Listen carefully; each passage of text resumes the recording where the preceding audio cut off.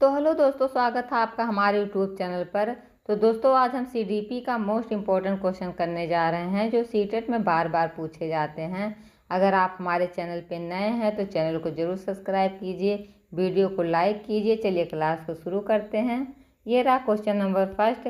समावेशी कक्षा में किस प्रकार के छात्र शामिल होते हैं? ऑप्शन नंबर ए केवल मेधावी छात्र, ऑप्शन नंबर बी केवल दिव्यांग छात्र, ऑप्शन नंबर सी सभी प्रकार के छात्र, या ऑप्शन नंबर डी केवल औसत छात्र। तो बताइए इसका राइट आंसर क्या होगा। समावेशी कक्षा में किस प्रकार के छात्र शामिल होते हैं? तो इसका राइट आंसर होगा ऑप्शन नंबर सी सभी प्रकार के छात्र शामिल होते हैं। Option number C is right answer. ये रहा क्वेश्चन नंबर दूसरा। गणित संबंधी अधिगम अक्षमता को किस पद से परिभाषित किया जाता है? Option number A dyslexia, option number B dysgraphia, option number C dyscalculia, या ऑप्शन नंबर डी डिप्रेशन। बताइए इसका राइट आंसर क्या होगा। Option number C dyscalculia. जो गणित संबंधित अधिगम अक्षमता होता है उसको डिसकैलकुलिया के द्वारा परिभाषित किया जाता है। डिसलेक्सिया जिसमें पढ़ने में समस्या होती है, और डिस्ग्राफिया जो होता है उसमें लिखने से अक्षमता होती है। तो इसका राइट आंसर होगा ऑप्शन नंबर सी। ये रहा क्वेश्चन नंबर तीसरा। अच्छे शिक्षक की कौन सी विशेषता नहीं है? बताइए। ऑप्शन नंबर ए पक्षपात करना, ऑप्शन नंबर बी अनुशासन रखना, ऑप्शन नंबर सी स्पष्ट भाषा प्रयोग करना, या ऑप्शन नंबर डी छात्रों को प्रोत्साहित करना। बताइए इसका राइट आंसर क्या होगा। अच्छे शिक्षक की कौन सी विशेषता नहीं है? तो इसका राइट आंसर होगा ऑप्शन नंबर ए पक्षपात करना। ये अच्छे शिक्षक की विशेषता नहीं है। तो option number A is right answer. ये रहा क्वेश्चन नंबर चौथा। अभिप्रेरणा का प्रत्येक सिद्धांत किससे संबंधित है? ऑप्शन नंबर ए केवल पर्यावरण से, ऑप्शन नंबर बी केवल बुद्धि से, ऑप्शन नंबर सी व्यवहार और आवश्यकता से, या ऑप्शन नंबर डी केवल संयोग से। तो बताइए जो अभिप्रेरणा का प्रत्येक सिद्धांत किससे संबंधित होता है? तो इसका राइट आंसर होगा ऑप्शन नंबर सी व्यवहार और आवश्यकता से अभिप्रेरणा का प्रत्येक सिद्धांत संबंधित होता है। तो इसका राइट आंसर होगा ऑप्शन नंबर सी। ये रहा क्वेश्चन नंबर 5। यदि छात्र पढ़ाई कर रहा है और उसे नाम लेकर बुलाया जाए तो वह अपनी प्रथम प्रतिक्रिया किस संवेदना द्वारा देगा? बताइए। पहला स्पर्श के द्वारा, दूसरा दृष्टि के द्वारा, तीसरा श्रवण के द्वारा, या चौथा गंध के द्वारा। तो बताइए इसका राइट आंसर क्या होगा। तो इसका राइट आंसर होगा ऑप्शन नंबर सी श्रवण के द्वारा। जब बच्चा सुनेगा तो वो प्रतिक्रिया देगा। Option number C is right answer. ये रहा क्वेश्चन नंबर 6। गिरोह अवस्था गैंग एज किस आयु वर्ग से संबंधित होता है? ऑप्शन नंबर ए 2 से 6 वर्ष, ऑप्शन नंबर बी 6 से 12 वर्ष, ऑप्शन नंबर सी 12 से 18 वर्ष, या ऑप्शन नंबर डी 18 से 25 वर्ष। तो बताइए जो गिरोह अवस्था होता है गैंग एज बच्चों को किस उम्र में शुरू होता है? तो इसका राइट आंसर होगा ऑप्शन नंबर बी 6 से 12 वर्ष के बच्चे से संबंधित होता है। Option number B is right answer. ये रहा क्वेश्चन नंबर अगला। पियाजे के अनुसार संज्ञानात्मक विकास की तृतीय अवस्था कौन सी है?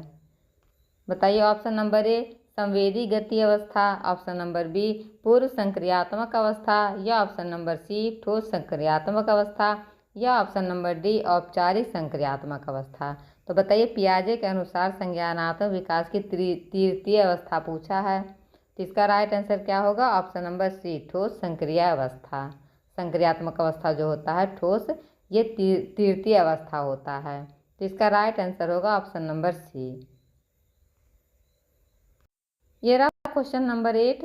सीखने का वक्र किसे दर्शाता है? ऑप्शन नंबर ए केवल कठिनाई स्तर पर, ऑप्शन नंबर बी अभ्यास द्वारा सीखने की मात्रा, गति एवं प्रगति की सीमा, ऑप्शन नंबर सी केवल परीक्षा के परिणाम, या ऑप्शन नंबर डी केवल स्मृति शक्ति। तो बताइए इसका राइट आंसर क्या होगा। सीखने का वक्र जो होता है किसको दर्शाता है? तो इसका राइट आंसर होगा ऑप्शन नंबर बी अभ्यास द्वारा सीखने की मात्रा, गति एवं प्रगति की सीमा को दर्शाता है। तो राइट आंसर होगा ऑप्शन नंबर बी। ये रहा क्वेश्चन नंबर 9। शिक्षण को द्विपक्षीय प्रक्रिया किसने कहा? ऑप्शन नंबर ए पियाजे ने, ऑप्शन नंबर सी स्किनर ने, या option number D John Dewey ने, या ऑप्शन नंबर डी रूसो ने। तो बताइए इसका राइट आंसर क्या होगा? शिक्षण को द्विपक्षीय प्रक्रिया किसने कहा था? तो ये कहा था जॉन डेवी ने। Option number C is right answer. ये रहा क्वेश्चन नंबर 10। बालक जन्मजात रूप से शुद्ध होता है, यह विचार किसने दिया? ऑप्शन नंबर ए पियाजे ने, ऑप्शन नंबर बी रूसो ने, ऑप्शन नंबर सी वाटसन ने, या ऑप्शन नंबर डी थॉर्नडाइक ने। तो बताइए बालक जन्मजात रूप से शुद्ध होता है, यह किसने कहा था? तो ये रूसो ने कहा था। तो इसका राइट आंसर होगा ऑप्शन नंबर बी। ये रहा क्वेश्चन नंबर 11। समावेशी शिक्षा का मुख्य उद्देश्य क्या है? ऑप्शन नंबर ए विशेष बच्चों को अलग विद्यालय भेजना, ऑप्शन नंबर बी सभी बच्चों को समान अवसर देना, ऑप्शन नंबर सी केवल मेधावी बच्चों का विकास करना, या ऑप्शन नंबर डी केवल दिव्यांग बच्चों पर ध्यान देना। तो बताइए जो समावेशी शिक्षा होता है इसका मुख्य उद्देश्य क्या होता है? तो इसका राइट आंसर होगा सभी बच्चों को समान अवसर देना। समावेशी शिक्षा का मुख्य उद्देश्य ये होता है कि सभी बच्चों को समान अवसर दिया जाए। तो इसका राइट आंसर होगा ऑप्शन नंबर बी। ये रहा क्वेश्चन नंबर 12।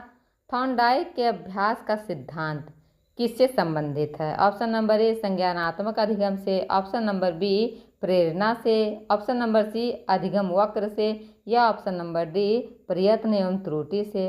तो बताइए थॉर्नडाइक के अभ्यास का सिद्धांत किससे संबंधित है? तो इसका राइट आंसर होगा ऑप्शन नंबर डी प्रयत्न एवं त्रुटि का सिद्धांत। Option number D is right answer. ये रहा क्वेश्चन नंबर 14। कक्षा प्रबंधन का मुख्य उद्देश्य क्या है? बताइए। ऑप्शन नंबर ए अनुशासन बनाए रखना, ऑप्शन नंबर बी बच्चों को व्यस्त रखना, ऑप्शन नंबर सी प्रभावी अधिगम सुनिश्चित करना, या ऑप्शन नंबर डी केवल अंक दिलाना। तो बताइए इसका राइट आंसर क्या होगा? कक्षा प्रबंधन का मुख्य उद्देश्य क्या होना चाहिए? तो इसका राइट आंसर होगा ऑप्शन नंबर बी प्रभावी अधिगम सुनिश्चित करना। Option number C is right answer. ये रहा क्वेश्चन नंबर 15। किसने कहा शिक्षा जीवन की तैयारी नहीं है बल्कि स्वयं जीवन है? ऑप्शन नंबर ए रूसो ने, option number B John Dewey ने, ऑप्शन नंबर सी पावलोव ने, या ऑप्शन नंबर डी ब्रूनर ने। बताइए किसने कहा शिक्षा जीवन की तैयारी नहीं बल्कि स्वयं जीवन है? तो इसका राइट आंसर क्या होगा? Option number B John Dewey ने कहा था। Option number B is right answer. ये रहा क्वेश्चन नंबर 16। अधिगम किसे कहते हैं? ऑप्शन नंबर ए केवल ज्ञान प्राप्त करना, ऑप्शन नंबर बी केवल परीक्षा पास करना, ऑप्शन नंबर सी अनुभव एवं अभ्यास द्वारा व्यवहार में अपेक्षाकृत अस्थायी परिवर्तन, या ऑप्शन नंबर डी केवल पुस्तक पढ़ना। तो बताइए अधिगम किसे कहते हैं? कमेंट बॉक्स में इसका आंसर बताइए। तो इसका राइट आंसर होगा ऑप्शन नंबर सी अनुभव एवं अभ्यास द्वारा व्यवहार में अपेक्षाकृत अस्थायी परिवर्तन ही अधिगम कहलाता है। Option number C is right answer. ये रहा क्वेश्चन नंबर 17। पावलोव का प्रयोग किससे संबंधित है? ऑप्शन नंबर ए प्रयत्न एवं और त्रुटि का, ऑप्शन नंबर बी शास्त्रीय अनुबंधन का, या ऑप्शन नंबर सी क्रियात्मक अनुबंधन से, या ऑप्शन नंबर डी अंतर्दृष्टि से। बताइए पावलोव का संबंध किससे है? तो इसका राइट आंसर होगा ऑप्शन नंबर बी शास्त्रीय अनुबंधन से। Option number B is right answer. ये रहा क्वेश्चन नंबर 18। कोहलर ने अधिगम को किससे जोड़ा है? ऑप्शन नंबर ए अंतर्दृष्टि से, ऑप्शन नंबर बी दंड से, ऑप्शन नंबर सी स्मृति से, या ऑप्शन नंबर डी प्रेरणा से। तो बताइए कोहलर ने अधिगम को किससे जोड़ा है? तो इसका राइट आंसर होगा अंतर्दृष्टि से। Option number A is right answer. Kohler ने अधिगम को अंतर्दृष्टि से जोड़ा है। तो इसका राइट आंसर होगा ऑप्शन नंबर ए। चलिए देखते हैं क्वेश्चन नंबर अगला। बालक समाज में रहते हुए ही सीखता है, यह कथन किसका है? ऑप्शन नंबर ए स्किनर का, ऑप्शन नंबर बी वाइगोस्की का, ऑप्शन नंबर सी थॉर्नडाइक का, या ऑप्शन नंबर डी ब्रूनर का। तो बताइए बालक समाज में रहते हुए ही सीखता है, यह कथन किसका है? तो ये वाइगोस्की का है। Option number B is right answer. ये रहा क्वेश्चन नंबर 20। संवेदी गति अवस्था किस आयु वर्ग में आती है? ऑप्शन नंबर ए 0 से 2 वर्ष, ऑप्शन नंबर बी 2 से 7 वर्ष, ऑप्शन नंबर सी 7 से 11 वर्ष, और ऑप्शन नंबर डी 11 से 15 वर्ष। तो बताइए संवेदी गति अवस्था किस आयु वर्ग में आती है? तो इसका राइट आंसर होगा ऑप्शन नंबर ए 0 से 2 वर्ष के बीच में जो आती है वो संवेदी गति अवस्था होती है। Option number A is right answer. ये रहा क्वेश्चन नंबर 21। निकटवर्ती विकास क्षेत्र जो है ZPD की संकल्पना किसने दी है? बताइए। ऑप्शन नंबर पियाजे ने, ऑप्शन नंबर बी स्किनर ने, ऑप्शन नंबर सी वाइगोस्की ने, या ऑप्शन नंबर डी बंडूरा ने। तो बताइए निकटवर्ती विकास क्षेत्र जो है ZPD की संकल्पना किसने दी है? तो ये वाइगोस्की ने दी है। Option number C is right answer इसका होगा। ये रहा क्वेश्चन नंबर अगला। अनुशासन का सर्वोत्तम रूप क्या है? ऑप्शन नंबर ए भय आधारित, ऑप्शन नंबर बी दंड आधारित, ऑप्शन नंबर सी आत्म अनुशासन, या ऑप्शन नंबर डी शिक्षक आधारित। तो बताइए अनुशासन का सर्वोत्तम रूप क्या होना चाहिए? तो ये होना चाहिए आत्म अनुशासन। Option number C is right answer. ये रहा क्वेश्चन नंबर 23। शिक्षा का उद्देश्य सर्वाधिक किससे जुड़ा है? ऑप्शन नंबर ए केवल ज्ञान देना, ऑप्शन नंबर बी केवल रोजगार दिलाना, ऑप्शन नंबर सी सर्वांगीण विकास, या ऑप्शन नंबर डी परीक्षा पास करना। बताइए। तो इसका राइट आंसर क्या होगा? शिक्षा का उद्देश्य सर्वाधिक किससे जुड़ा हुआ है? तो सर्वांगीण विकास से। Option number C is right answer. ये रहा क्वेश्चन नंबर 24। सीखना व्यक्ति और पर्यावरण की पारस्परिक क्रिया है, यह किसका कथन है? ऑप्शन नंबर ए पियाजे का, ऑप्शन नंबर बी वाटसन का, ऑप्शन नंबर सी स्किनर का, या ऑप्शन नंबर डी थॉर्नडाइक का। तो बताइए जो सीखना व्यक्ति और पर्यावरण की पारस्परिक क्रिया है यह कथन किसने कहा है? तो ये कहा है पियाजे ने। Option number A is right answer. ये रहा क्वेश्चन नंबर अगला। डिसलेक्सिया से ग्रसित छात्र को किसमें कठिनाई होती है? ऑप्शन नंबर ए लिखने में, ऑप्शन नंबर बी पढ़ने में, ऑप्शन नंबर सी गणित हल करने में, या ऑप्शन नंबर डी बोलने में। तो बताइए डिसलेक्सिया जो है जो छात्र ग्रसित होते हैं उसमें कौन से बच्चों को किस किस तरह की कठिनाई होती है? तो डिसलेक्सिया क्या है? तो ये पढ़ने से संबंधित होता है, और डिसग्राफिया होता है लिखने से, और डिसकैलकुलिया होता है गणित से। तो इसका राइट आंसर होगा ऑप्शन नंबर बी। ये रहा क्वेश्चन नंबर 26। अवलोकन द्वारा अधिगम का सिद्धांत किसने दिया है? ऑप्शन नंबर ए पावलोव ने, ऑप्शन नंबर बी बंडूरा ने, ऑप्शन नंबर सी स्किनर ने, या ऑप्शन नंबर डी थॉर्नडाइक ने। बताइए अवलोकन द्वारा अधिगम का सिद्धांत किसने दिया है? इसका राइट आंसर होगा ऑप्शन नंबर बी बंडूरा ने दिया है। Option number B is right answer. ये रहा क्वेश्चन नंबर अगला। बालक सक्रिय खोज करता है, यह विचार किस मनोवैज्ञानिक का है? ऑप्शन नंबर ए पियाजे का, ऑप्शन नंबर बी स्किनर का, ऑप्शन नंबर सी थॉर्नडाइक का, या ऑप्शन नंबर डी रूसो का। तो बताइए इसका राइट आंसर क्या होगा? बालक सक्रिय खोज करता है, यह विचार किस मनोवैज्ञानिक का है?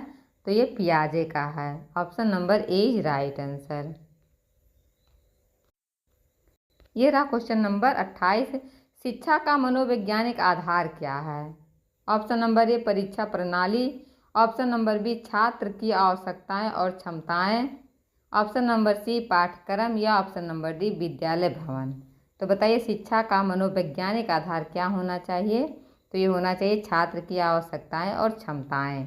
Option number B is right answer. ये रहा क्वेश्चन नंबर 29। अंतः प्रेरणा का उदाहरण क्या है? बताइए। ऑप्शन नंबर ए पुरस्कार पाने के लिए पढ़ना, ऑप्शन नंबर बी दंड से बचने के लिए पढ़ना, ऑप्शन नंबर सी ज्ञान प्राप्ति की इच्छा से पढ़ना, या ऑप्शन नंबर डी माता पिता के दबाव से पढ़ना।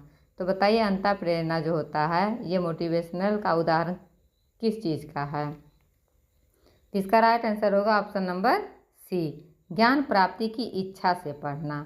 Option number C is right answer. ये रहा क्वेश्चन नंबर 30। शिक्षा समाज का दर्पण है, यह कथन किसका है। ऑप्शन नंबर ए प्लेटो का, ऑप्शन नंबर बी रूसो का, ऑप्शन नंबर सी डेर्युखाइम का, या ऑप्शन नंबर डी स्किनर का। बताइए शिक्षा समाज का दर्पण है किसका कथन है। तो इसका राइट आंसर होगा ऑप्शन नंबर सी डेर्युखाइम का। Option number C is right answer.